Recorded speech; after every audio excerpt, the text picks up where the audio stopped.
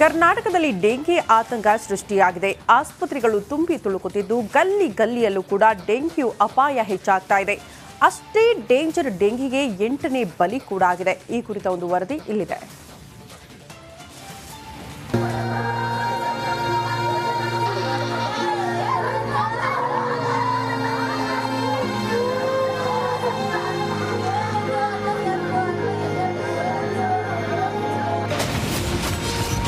ರಾಜ್ಯದಲ್ಲಿ ಮಿತಿ ಮೀರಿದ ಡೆಂಗಿ ದಂಡಯಾತ್ರೆ.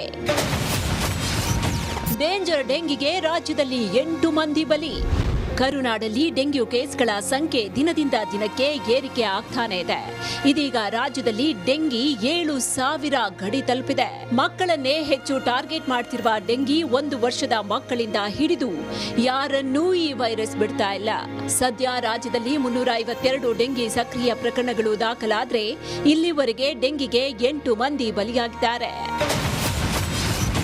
ರಾಜ್ಯದಲ್ಲಿ ಡೆಂಗಿ ಸಾವಿನ ಸವಾರಿ. ಡೆಂಗಿ ಸಾವಿನ ಸವಾರಿ ಮುಂದುವರೆದಿದ್ದು ಮೈಸೂರಿನಲ್ಲಿ 3 ದಿನಕ್ಕೆ 2 ಮೃತಪಟ್ಟರೆ ಹುಬ್ಬಳ್ಳಿಯಲ್ಲಿ 4 ಬಲಿಯಾಗಿದ್ದಾರೆ. ಒಟ್ಟು ರಾಜ್ಯದಲ್ಲಿ 8 ಮಂದಿ ಡೆಂಗಿಗೆ ಪ್ರಾಣ ತೆತ್ತಿದ್ದಾರೆ. ಹಾವೇರಿ ಜಿಲ್ಲೆ ರಾಣೆಬೆನ್ನೂರು ತಾಲೂಕಿನ ಚೊಳಗೇರಿ ಗ್ರಾಮದ ನಿವಾಸಿ 14 ವರ್ಷದ ಧನು ಹೊನ್ನಕ್ಕಳವರ್ ಡೆಂಗಿಗೆ ಬಲಿಯಾಗಿದ್ದಾನೆ. ಇನ್ನು ಗದಗ ಜಿಲ್ಲೆಯಲ್ಲಿ 5 ವರ್ಷದ ಮಗು ಸಾವನ್ನಪ್ಪಿದೆ. ಚಿರಾಯಿ ಮಂಜುನಾಥ್ ಹೊಸಮನೆ ಅನ್ನುವ ಮಗು ಡೆಂಗಿಯಿಂದ ಸಾವನ್ನಪ್ಪಿದೆ. ಮಗುವನ್ನ ಕಳ್ಕೊಂಡ ಕುಟುಂಬಸ್ಥರ ಆಕ್ರಂದನ ಮುಗಿಲು ಮುಟ್ಟಿದೆ. 3ನೇ ತಾರೀಕಿಗೆ ಮಕ್ಕೊಂಡಿದ್ದ ಮನ್ಯಾಗ ಅವರು ನಿದ್ದಿ ಗುಳಿಗೆ ಕೊಟ್ಟಾರೆ ನಂತಂದು ಬುಧವಾರ ದಿವಸ ಹೋಗ್ಲಿಲ್ರಿ. ನಾನು ಬುಧವಾರ ದಿವಸ ಹೋಗ್ಲಿಲ್ರಿ. ಅವತ್ತು ರಾತ್ರಿ ಎಲ್ಲ ಬೆಳ್ತಾನು ವಾಂತಿ ಮಾಡ್ಕೊಂಡ್ರಿ. ಒಳ್ಳಿ ಗುರುವಾರ ದಿವಸ ಮುಂಜಾನೆ 11 ಗಂಟೆಗೆ ಹೋದ್ರಿ. ನಾನು ಇಲ್ಲಿ ಬಸ್ ಸಿಗ್ಲಿಲ್ಲ. ಅಲ್ಲಿ 12 ಗಂಟೆಗೆ ಹೋದೆ. ಅಲ್ಲಿ ನೋಡಿದ್ರೆ ನನ್ನ ಮಗ ಹೇಳಿಲ್ಲ, ದಾಖಲಿಗೆ ತೋರಿಸ್ಕೋಲಿಲ್ಲ. ನಾನು ಬರೇ ಮಕ್ಕೋತೀನಿ ಅಂದ. ಅವ್ರು ಕಾಲ್ ಮಾಡಿ ನೋಡಿ ಇವನಿಗೆ ಕಾಮ್ನಿ ಇದೆ, ನೀವು ಚೆಕಪ್ ಮಾಡಿಸ್ಕೊಂಬರ್ರಿ ಅಂತ ಹೇಳಿದ್ರು. ಇಡೀ ಗ್ರಾಮದಲ್ಲಿ ಆತಂಕದ ವಾತಾವರಣ ನಿರ್ಮಾಣವಾಗಿದೆ. ಕೂಡಲೇ ಸ್ವಚ್ಛತಾ ಕಾರ್ಯ ಮಾಡಬೇಕು ಅಂತ ರಿಪಬ್ಲಿಕ್ ಕನ್ನಡದ ಮುಂದೆ ಗ್ರಾಮಸ್ಥರು ಅಳಲು ತೋಡ್ಕೊಂಡಿದ್ದಾರೆ.